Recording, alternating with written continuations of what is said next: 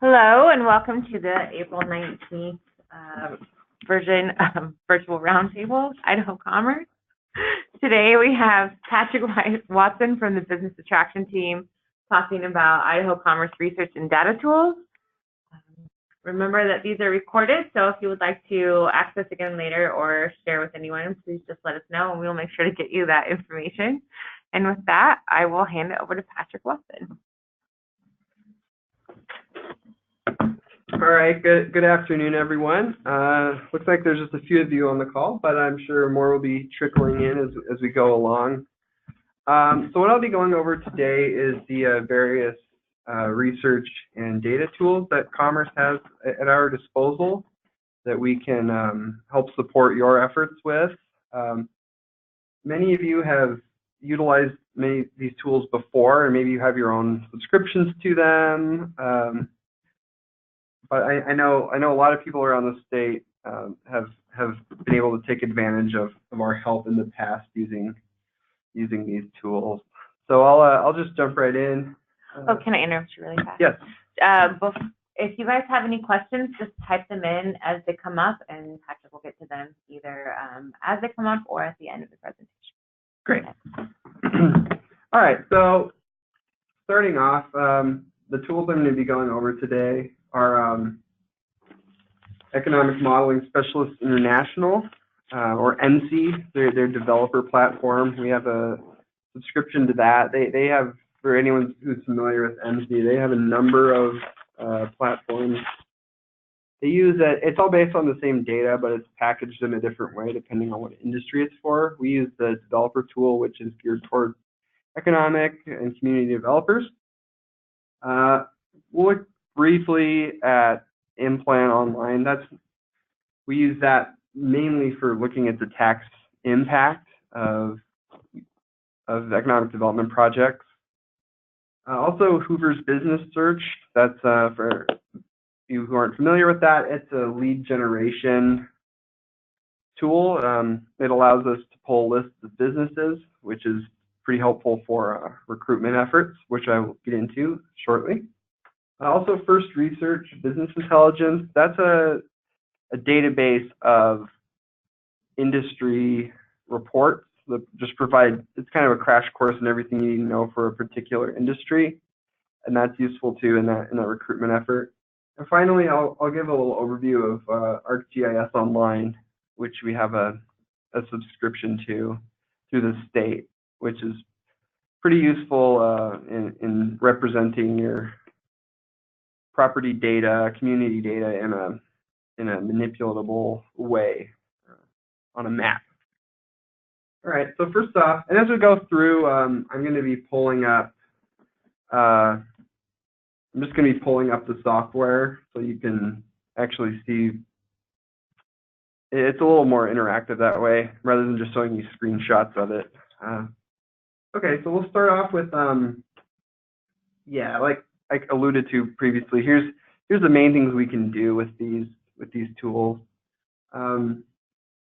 We can provide you with economy and labor market overviews, industry targeting, industry intelligence, business lead lists, GIS mapping. These are some of the main things we can help you with. And if we can't help you out with your particular research or data need, we're more than right off the bat, we're more than willing to explore that with you and come up with solutions. So first of all, I'll go over the economy and labor market overviews. These are provided by EMSI. We actually have a national license, so we have, for all 50 states in the District of Columbia, we have state level, county level, on down to the zip code level. And you can actually build out and customize regions within those levels. And it's pretty useful too it's not just a static snapshot in time of your economy or your labor market. It actually provides a 10-year forecast. And I mean, if you want to get split hairs about it, yeah, forecasts aren't perfect, and there's a lot of different ways of forecasting, but it's a pretty common tool, especially in the site selection community. It's kind of considered the gold standard. So I think that lends a certain credibility to the forecast, but like anything, it's just one source, and it's always good to verify with other sources. So anyways, I'll click out of that real quick and pull up MC and show you some of the things we're able to do there.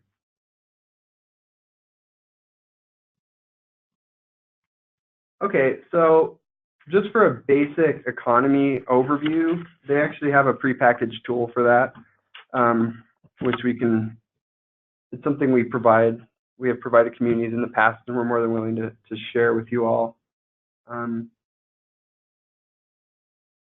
Yeah, I'll just go into the economy overview, and let's pick on Lewiston. Just first community that popped into my head. Big fan of Lewiston. Nez Perce County, I believe, is where Lewiston is. So let's run that. So here we go. I mean, it's a pretty slick report, I think. So it just starts out with the population, as you can see, number of jobs, median household income. Just having it in this nice prepackaged way gives you all those big data points for your marketing efforts, for promoting your community, or just for your own knowledge. It's good to see those. I would see a map. Yeah, you can compare to other regions too if you want to look at how it compares. Yeah, to the state. That's always interesting. It even includes the cost of living index.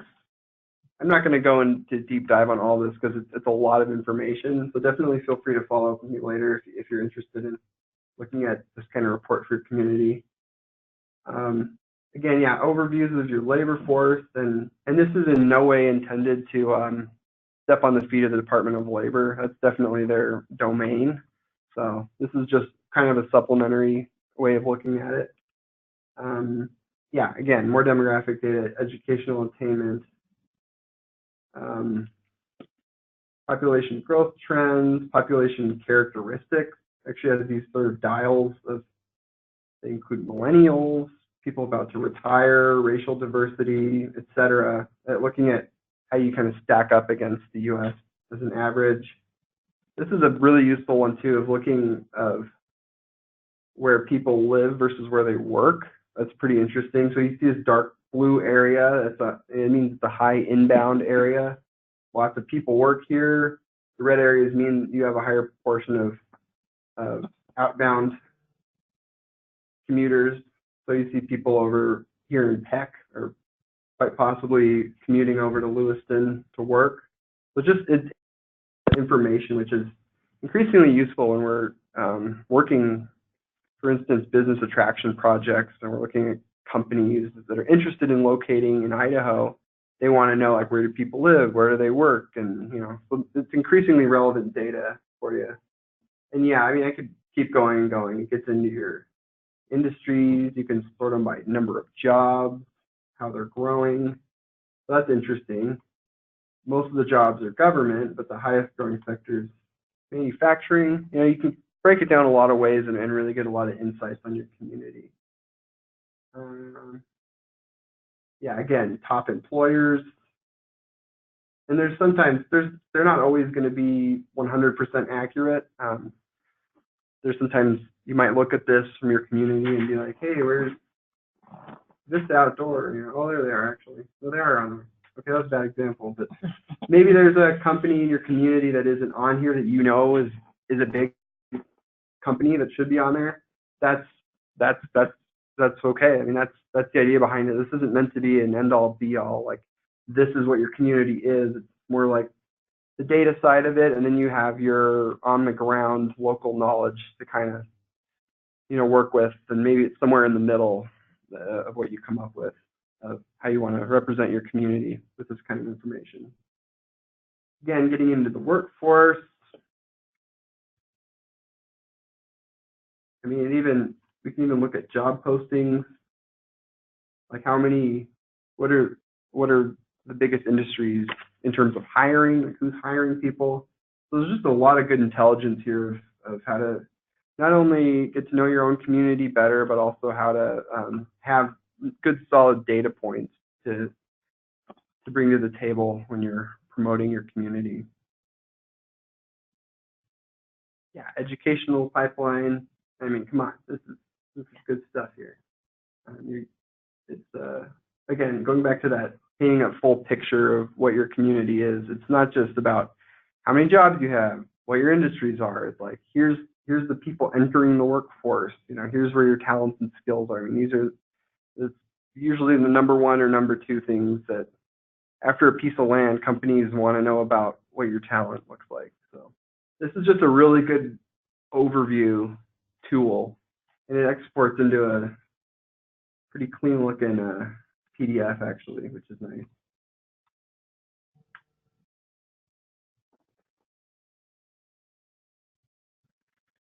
So yeah, it's exporting. Well, let's move on. It's mostly that stuff, but in a nice pre-formatted report, so you don't have to cut stuff out and edit together your own report. It's just like a pre-packaged report. And maybe maybe you don't like that form, and you can cherry pick and choose. That's up to you. But again, it's just a good first step. There's more specific reporting as well too. I had mentioned labor force, and you can look at the occupational snapshot for, let's say you're trying to understand how many engineers there are in your community.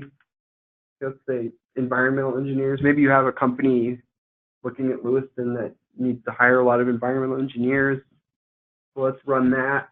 And here's the readout here. You get, it looks at what the supply is. So yeah, it actually looks like there's higher than average concentration of environmental engineers in Nez County that pay lower than average wage and are kind of right on the national average for demand for that job. You can look at supply growth. You can see that projection moving forward. You can see where talent works, where they live.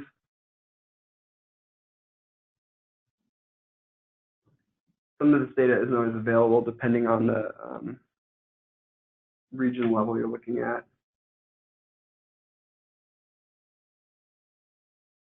Yeah, and again, this you can look at how many job postings there are.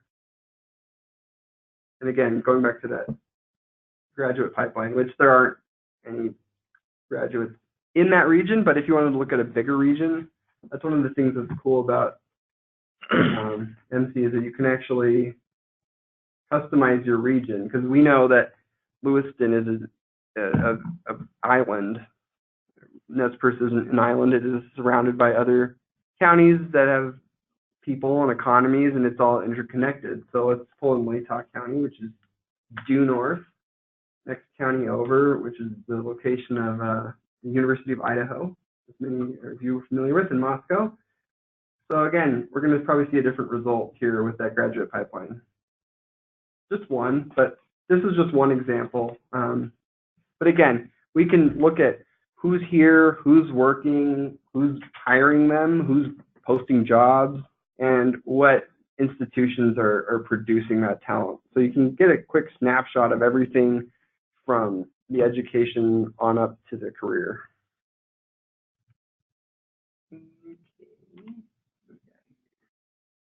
What's the other thing we were going to talk about? Another useful thing, like beyond just getting the general overview data, MC is also very useful for looking at, in terms of creating an economic development strategy, like a recruitment strategy, for instance, looking at what industries should we target, like, which could mean what industries is a region short on, and how do we bring that industry here to grow, to diversify our portfolio, so to speak. Or what industries are we really strong at that we want to double down on and try and get more of those players in the region. So you can look at that. You can look at it both ways. So I'll run a quick industry overview. Nice industry table here. Again, we're looking at Nez Perce County. We want to look at all industries.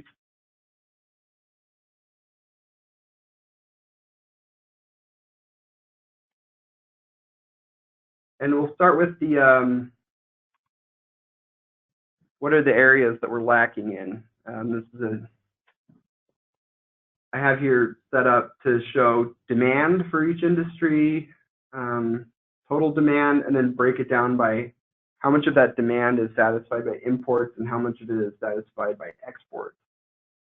So this is something I've helped a number of our partners around the state with, is trying to identify retail leakage,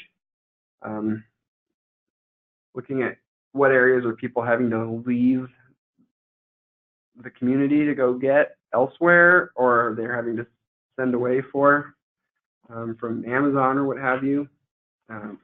So it's basically what it translates to is you're exporting dollars out of your community. So it's money that's not going to a local business and is not being recycled within the community. And so yeah, let's just filter. Let's just look at retail. And I think 45 is also retail. Put that in. And that's why. All right. So, oh, it's 4. There we go. Yeah, it's a pretty intuitive tool. So yeah, look, I mean, new car dealers. Looks like if you want to buy a new car in Nez Perce County, probably don't have to leave. Maybe there's not a Tesla dealership, so you might have to leave for that. But it looks like most other passenger cars available on the market can be purchased here. But on the other hand, window treatment stores, looks like there's none. So I mean, you don't want people having to go over to Clarkston to get their window treatments. You want to keep those dollars in the community. So that might be an opportunity for recruitment, is to go after a company like that. I know I'm going through a lot of stuff real quick here. I'm going to take a second to look and see if there's any questions.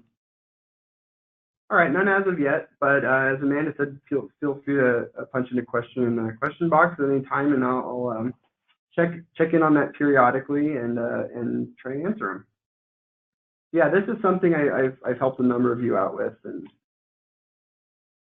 again, it's like if you're going to a show or some other way to network and try and get leads for retailers, this is maybe a good place to start and come up with what the most acute needs are, and then definitely compare those to what local knowledge you have and what you're hearing people say. And it's just a good way to get that conversation started. And it's also a good tool for doing your own outbound recruitments too. Identifying what areas are really needed in your community. Like this is a good way of, we can also look at it in terms of supply chain, not just by looking at what's lacking, but by looking at what's lacking specific to certain industries, if that makes sense. So we have this industry purchases. And what's the big industry? We know that paper manufacturing is a pretty big business up there in Lewiston. So let's start with that and search by Nez Perce County. Okay, so what this is saying here is total purchases. This is how much other industries are the paper manufacturers, not Clearwater Paper, who are they buying from? So looks like they're spending $36 million from sawmills, and not surprisingly, they're getting 100% of that product right here in Idaho. So that's awesome. And it's also part of why the mills probably cited originally, because of the proximity to raw material. Then you see here the logging, the milled wood they're getting here, but only 31% of the original logs, trees are here. So I don't know what to make of that, but I mean, there's any number of ways to interpret this data, but basically what it shows is where are there gaps in the supply chain.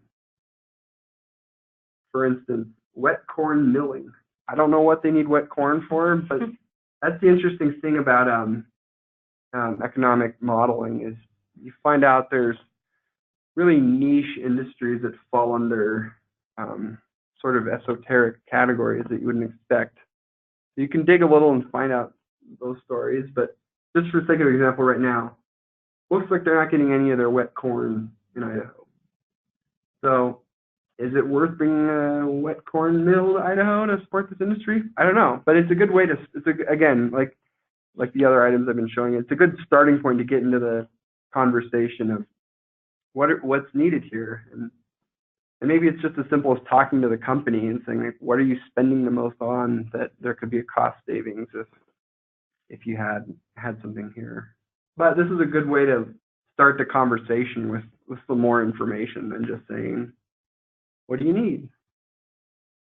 So yeah, this is also something I've helped out with a lot of you, is helping identify for your main clusters, where are there gaps in your supply chain? Where are dollars leaving your region?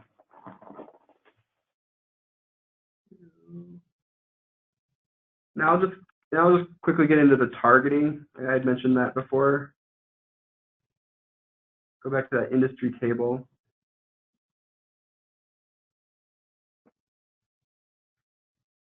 Run all these industries.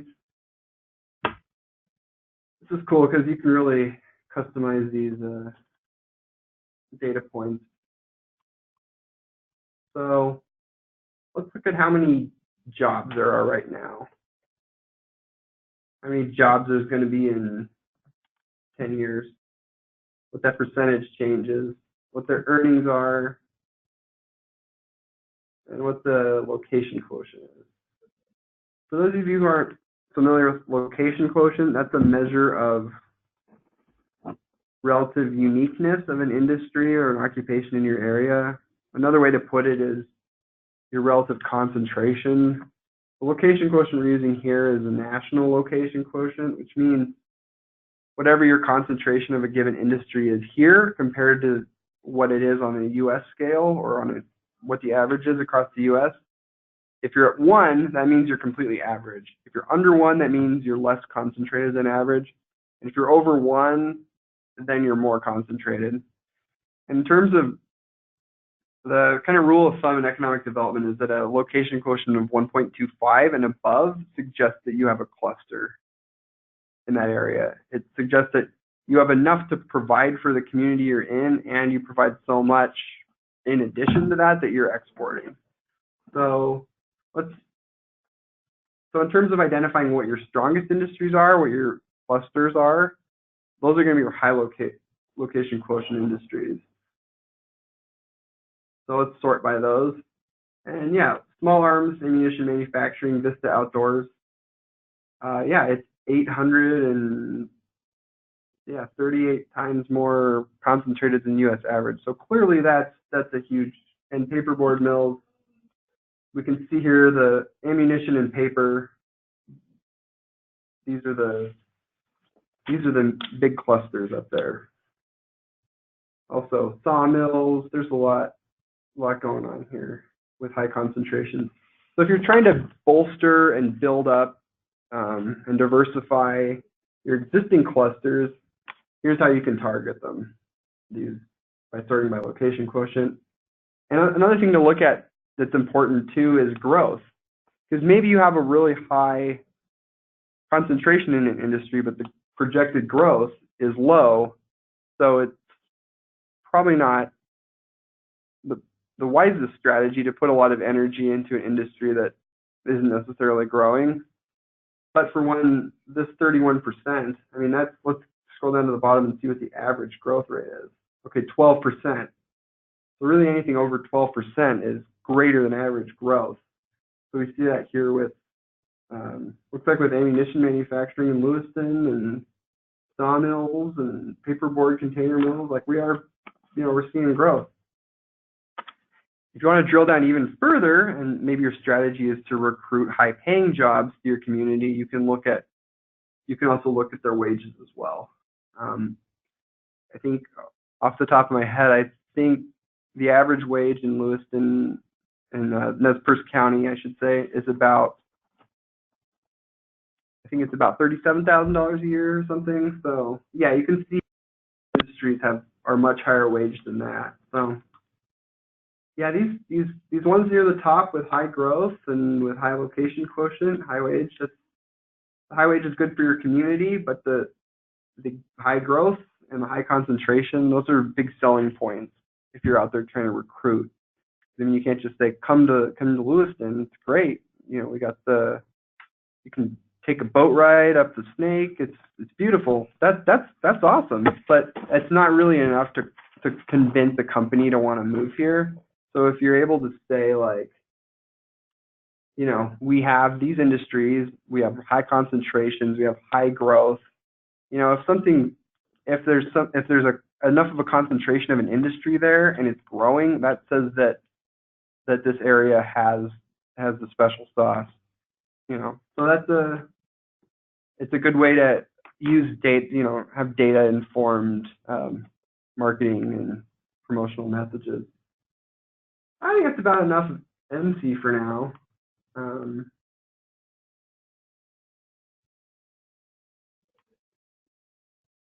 Go back to the PowerPoint. I'm going to check if there's any questions real quick. Not seeing any. Okay, move on. So we talked about import, substitution, leakage, targeting industries. The next thing you want to do once you've targeted your industries is learn more about that industry, more than just those general data points. And so that's why this handy tool, First Research, like I said, it's handy, so it comes in handy for this particular purpose. So yeah, we were just one of the industries up there was sawmills. So let's just look at sawmills. You can search by industry code, the NAICS, or you can just search by the name of the industry or just whatever keyword you have, and then you see these results come up. So yeah, there are myriad industry reports here. Let's look at just for example, let's look at wood product manufacturing.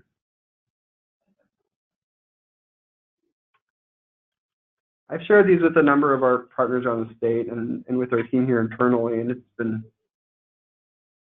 there's been a positive response to it.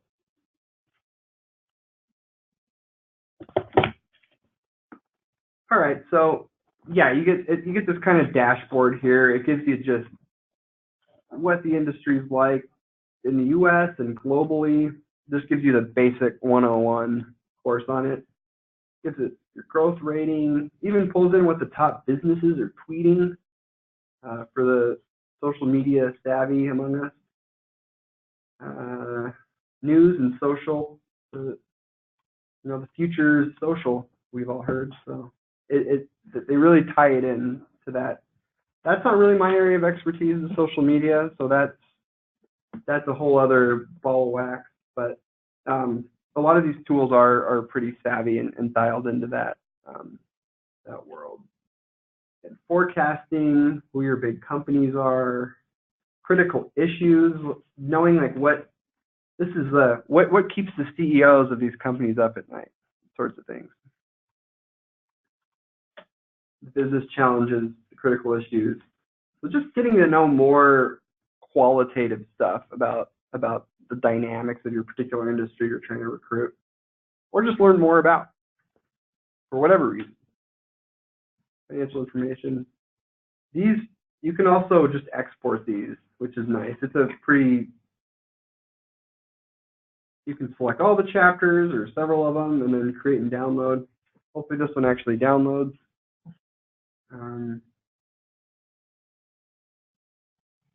Yeah, it actually prints it out into like a formatted. It's not the most attractive. It's pretty Spartan, but all the information's there and it's well organized. Oh, couldn't load plugin. Delightful. Huh. Technical difficulty there. Sorry, everyone. I'm just going to do a quick search. I know I've made a bunch of these before. And have saved them in our network.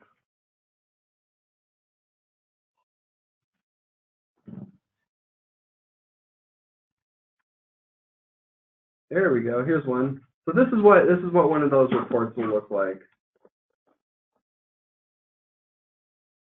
Yeah, this is recreational vehicle for an RV manufacturer. So again, it takes all that data that we were just looking at, but then just puts it into this. It's usually about 12 to 14 pages, and it's just everything you need to know about the industry. And one of the cool features of this is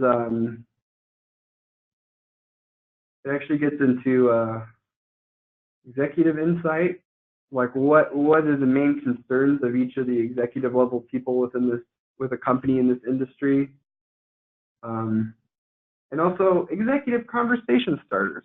So say you're set up a meeting with a representative from this company, or you happen upon them at a trade show, instead of just saying like, "How's it going?"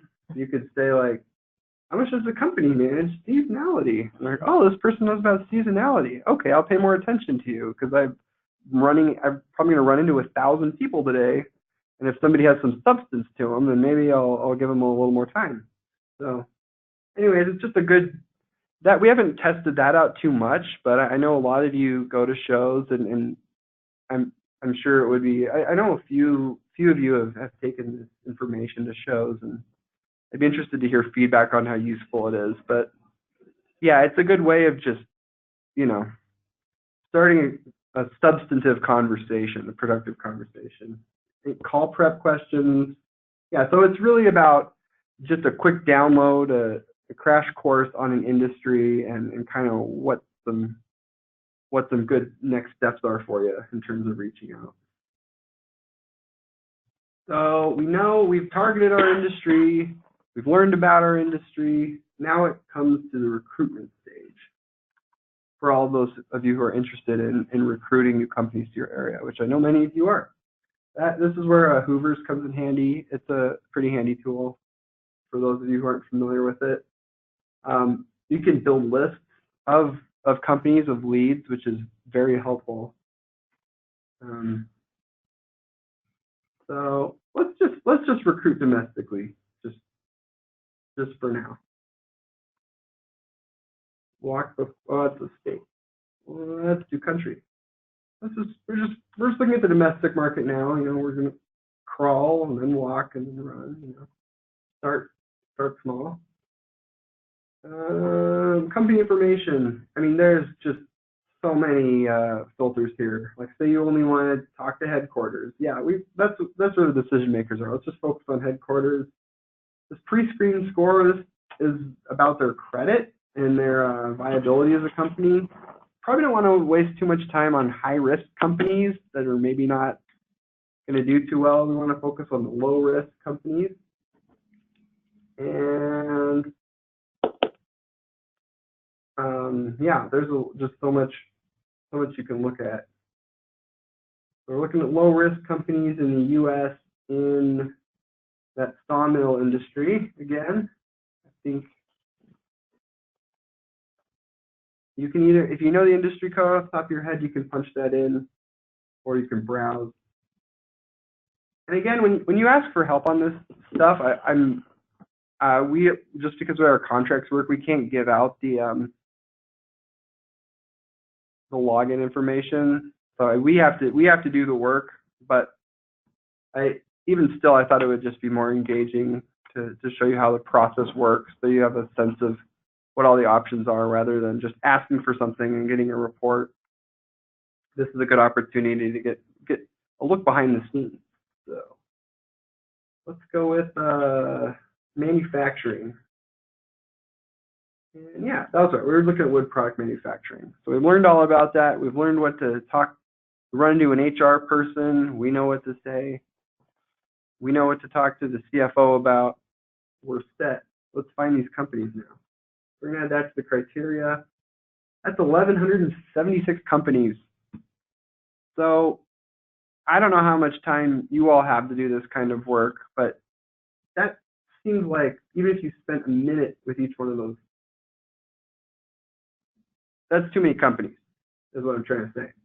So let's figure out more ways to narrow it down, to really laser focus on what the ideal prospects would be for our community. So more filters even. So we're not talking about, we're not talking about like a mom and pop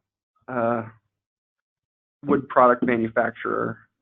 Maybe a company that's more likely to expand would be a larger company that maybe makes a lot of revenue. So let's just off the top of my head, how about 50 million?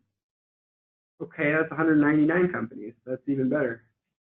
And what about, just because a company's big doesn't mean that they're necessarily in a good financial position. Maybe we want to look at companies that are growing. So let's say companies that have had at least 1% of revenue growth. That's 11. Maybe that's even too small of a list. I don't know. But the idea here is that you can, depending on how you're looking at it, the types of companies you want to recruit, rather by industry, by their financial performance, their size, how much capital they have, their likelihood to expand, their low risk. We can really narrow it down to who the most likely prospects are for, someone to do an expansion or a relocation. So yeah, so let's pull the results here. We got Builders Fiber Source Inc. of Dallas, Texas, Boise Cascade. Oh, hey, look at that. Idaho's own. Probably don't need to recruit them. Although they don't have any manufacturing here anymore, so maybe we could try to figure out how to get some of that back. Anyways, yeah, so you see here are your top players, and the way the automatic readout in Hoover sorts it by sales, by revenue. Yeah, this is the whatever Builders First Source Inc. is apparently a $6.4 billion company. So, maybe someone worth reaching out to. And then when we export, you can get even more data than that. You can get contacts for these companies. You can get their address, phone number, even more key information about who their parent companies are, whether they import. It's just, the list goes on and on, the types of information you can find out. Yeah, and I will say that we have finite credits. So to download this list, for each company we're downloading, it costs a credit. So it is a finite resource. So depending on, if you want a list exported, just talk to me. And if it's like 10,000 companies, that's not really doable given our finite resource. Even 1,000, I think, is pushing it. Something in the hundreds of companies range is definitely doable. But definitely give me a call first, and we can actually talk through it and figure out maybe there's a better way to narrow down or target what you're looking for. And I'm more than willing to work with you to come up with a solution on how to narrow down and have a nice targeted list. All right, well, so let's just select all. Why not? Go for row. Okay. Excel. We want it in Excel format. Let's call it Wood Company. Hey, I don't know what everyone's naming conventions are. This is just for the purpose of demonstration. Build the file, and hey, well, it needs to download as well. But it's only 11 companies. It shouldn't take too terribly long.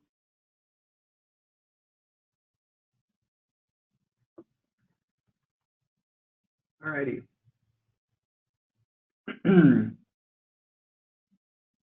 Yep. 11. That costs 11 credits. So I feel like it's worth it. You all deserve it. I would do 12.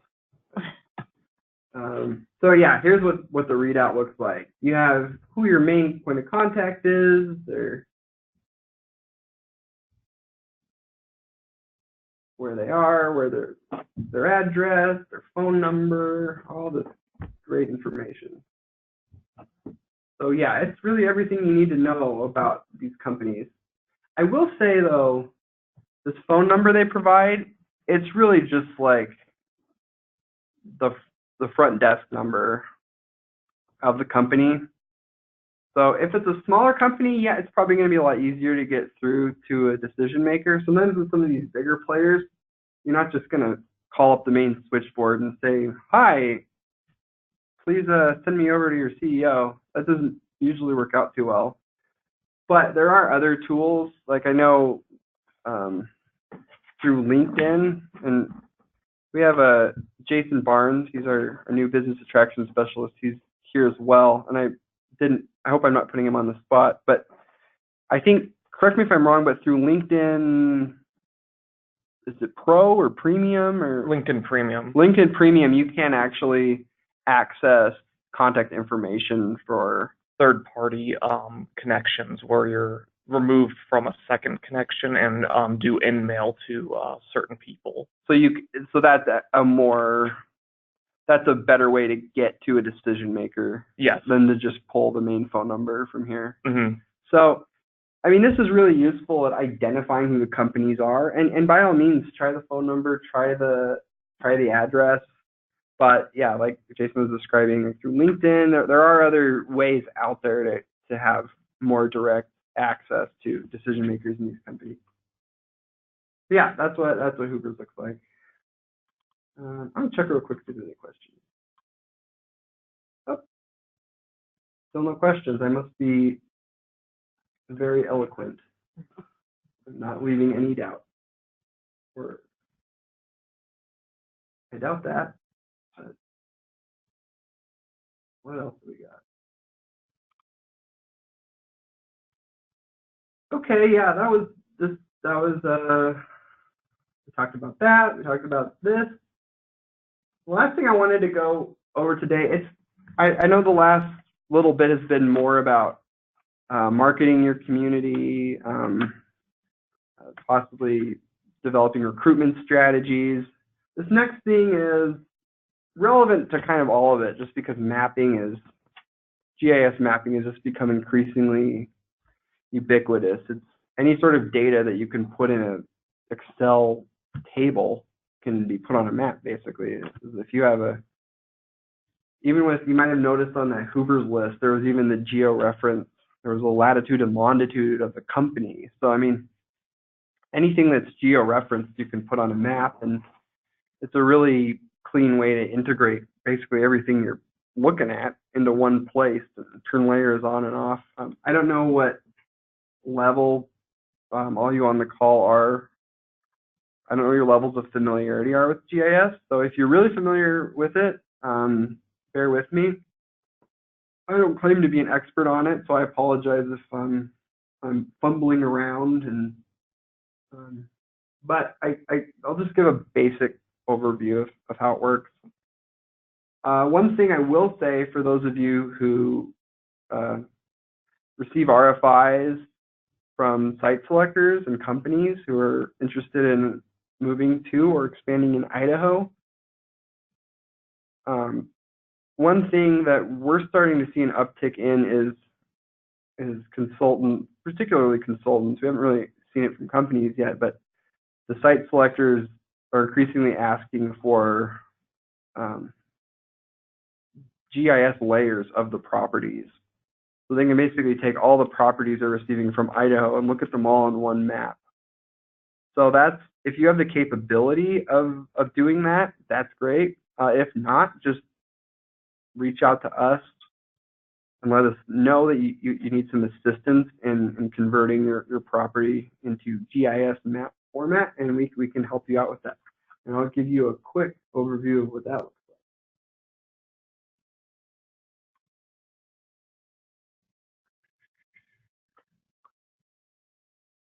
like. Oh, looks like we have a question or a hand raised. Question? Oh.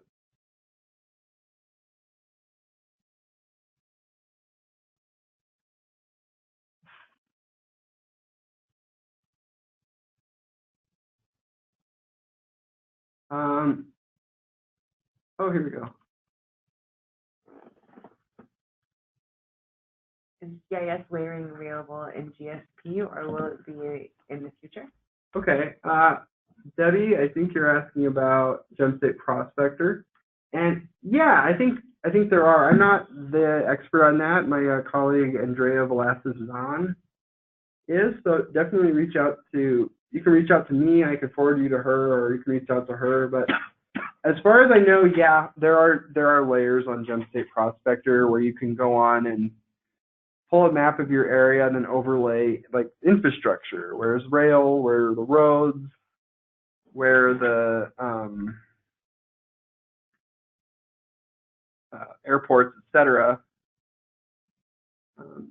Yeah, there is layering on that. So, but I don't want to step on Andrea's toes. I believe in a couple months she's actually doing a pretty in-depth presentation on that. So I think for now, I'll just say the short answer is yes, but definitely reach out if you want to know sooner, or just stay tuned for her presentation.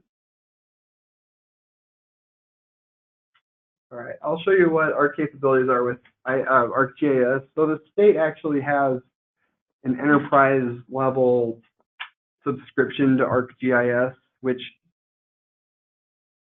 is produced by a company called ESRI or ESRI, and they're actually the company that essentially invented GIS mapping in the late 1960s, and have just since then have been kind of on the forefront of the developments and innovations in that area. So again, like I said, the state has a subscription, and we have several seats that we have several subscriptions here at the department. So I'll just give a quick overview of how it works and how it relates to you and your efforts.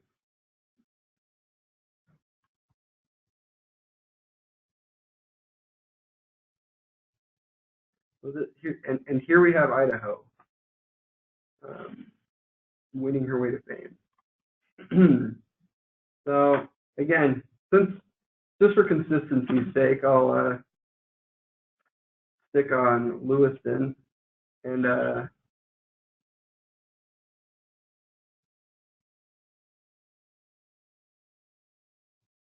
Debbie, I apologize if I'm saying anything unflattering about your community. I'm not meaning to, and I'm sure I don't have the knowledge that you do, obviously, and so anyways, apologies for that if I'm celebrating this community. I'm not bashing on it in any way.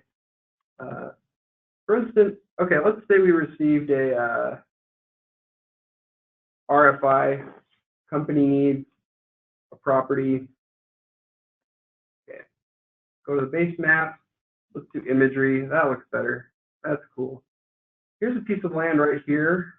Say that qualifies for the specifications of the RFI.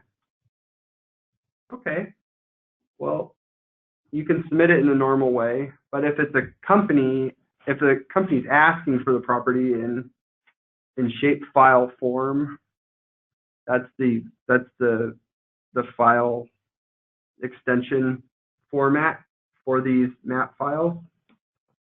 If that's what they're asking for, then if you have the capabilities, you can do this, or you can ask us to do it for you. It's pretty straightforward.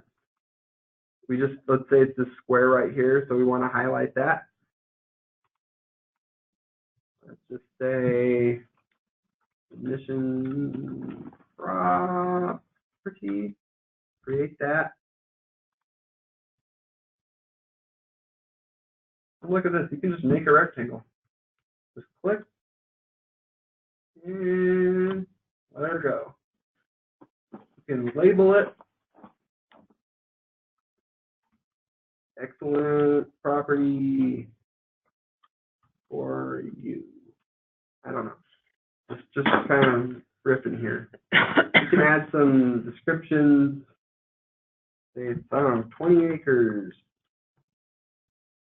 Electricity on site. I don't know. I don't know if any of this is true, but it's just an example. And you can even actually add in a link. Like if you wanted a link to the flyer or something for it. You could do that.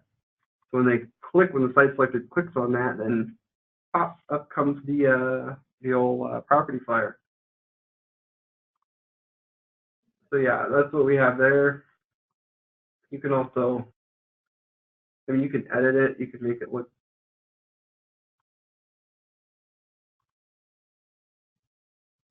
Say you want a nice bright red outline, you can do that.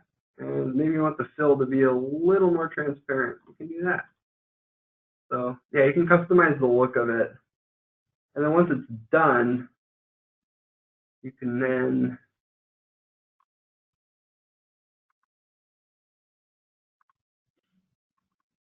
you can save it.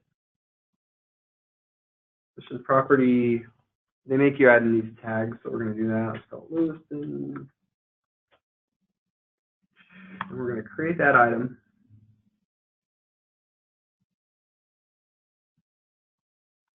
So now we have, when we look at our content, we actually have this saved layer that we can then open in a map. Here's all the details. Look at it in the map viewer.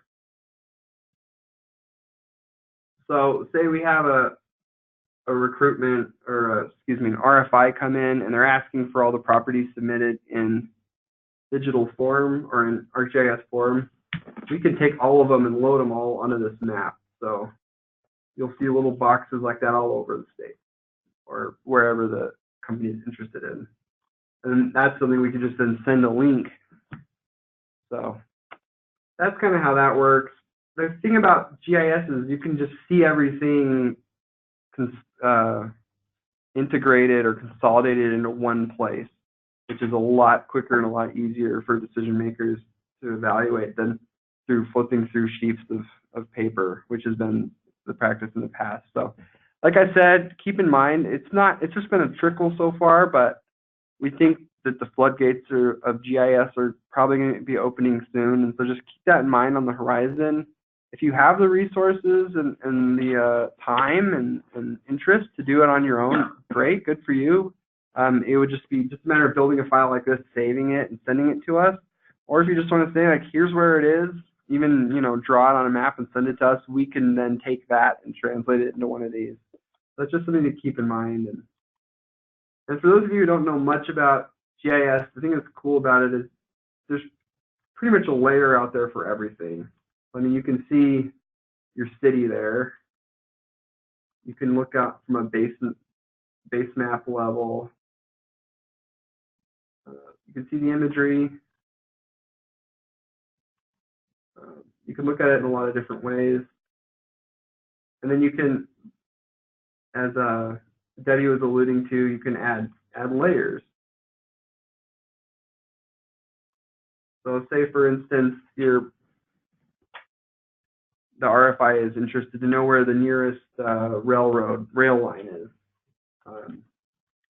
Very likely there is a railroad layer already created, a U.S. railroad. And then simply add it to the map. It's hard to see because of the base map, so I'll change it back to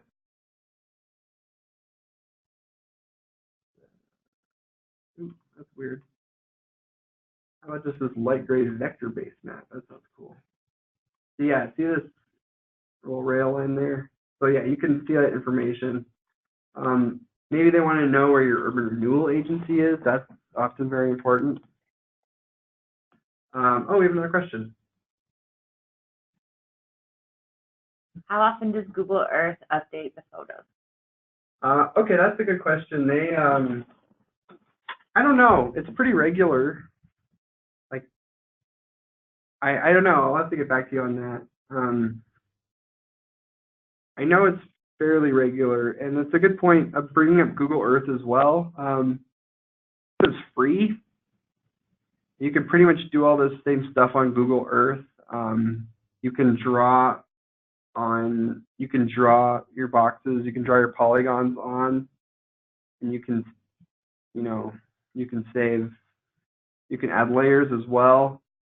It comes in a different format. It's called a KNZ file or a KML file, which is just the Google equivalent of the Esri SHP file. So, I mean, if you want to do it on Google Earth and send us that other file format, we can work with that too. But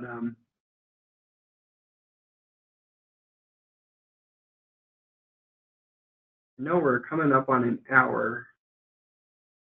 I don't have to go probably too much more in depth if people are interested, but let's just try and pull some more information from here. Like,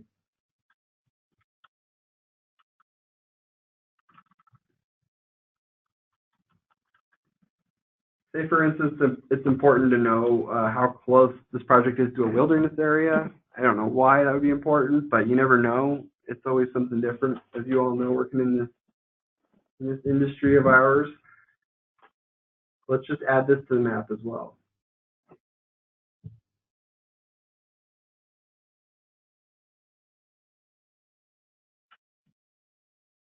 Yeah, see, there we go. All these green patches, wilderness areas.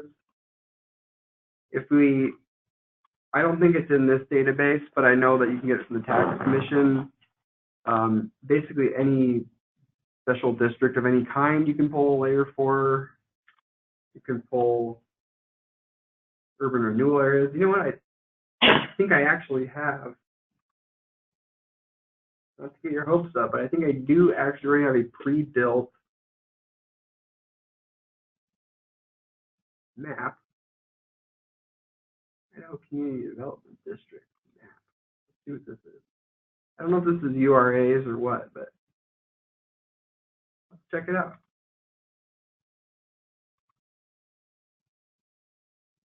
URDs, I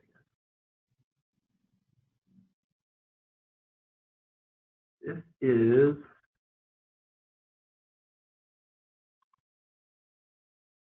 these are fire districts.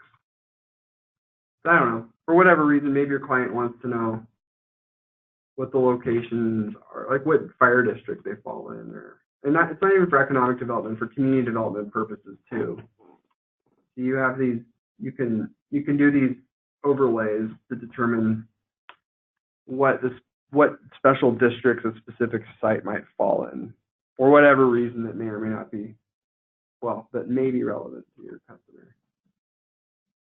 So anyways, here's my email address. If you don't have it already, jot that down real quick. And I definitely I will stand for more questions if anyone has them. Just wanted to give a quick overview of what we're capable of in terms of helping you out with your efforts. Like I said, we can't give out our logins, but we can definitely just have a conversation with you and figure out what it is you're looking for and generate these reports and work through it with you. And I think I know that some of you already have some of these tools as well, so this is probably hopefully a refresher. Hopefully you found something out of it, and for those of you who this is all brand new, I hope it's opened your mind to the possibilities. Oh, there we go. There's a question.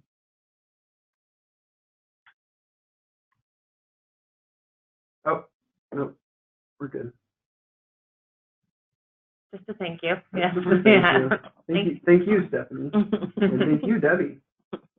Appreciate it. Well, it doesn't seem like we're getting any more questions, but as Amanda mentioned, this will be recorded so people can go back and look over it. And just contact anyone here at Commerce. There's Patrick's email there. You can easily contact him or myself, and we can get you that link and the password. Hopefully it's still in the works, but we will eventually have all of these up on our website at some point so that you can kind of go through and pick and choose which one that you want to view or share. So more on that later. All right. Thank you, everybody. Yeah, thanks so much, everyone. Please reach out if you have any questions or need any research or data help.